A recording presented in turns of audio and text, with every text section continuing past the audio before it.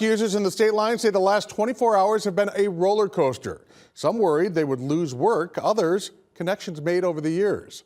WIFR's Nathaniel Langley joins them for the digital ride. I've become friends with people in other countries. Dana Potter lives in Roscoe. She claims TikTok opens the world to anyone, anywhere. It's their forms of communication. I mean, I've gotten so close to like Grandpa Joe over in England. Dixon's Cassidy Wilson uses the app for business, sharing hairstylist tips to more than 20,000 followers. The things that were common sense to everyone else, but like when you see it for the first time, it's like, whoa, like that's life altering. Many social media platforms have come and gone over the years, like MySpace and Vine. Seeing the U.S. government try to step in and shut down TikTok is different for some of its 170 million users in the U.S. I don't remember there being this big like controversy about Vine going away. It just kind of did.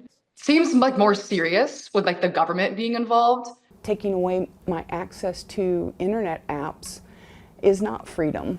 A potential deal by President-elect Donald Trump to keep the app alive troubles Potter.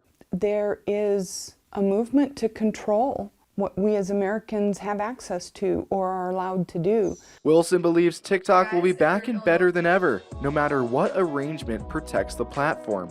It's an easy way to connect to people, to hear about news, recipes, like literally anything you want. It's going to do more good than it would if it went away. In the state line, Nathaniel Langley, WIFR News. When the future of TikTok was uncertain, Potter and Wilson downloaded alternatives. Both flocked to Red Note, a Chinese app. It's climbed to the top of the App Store.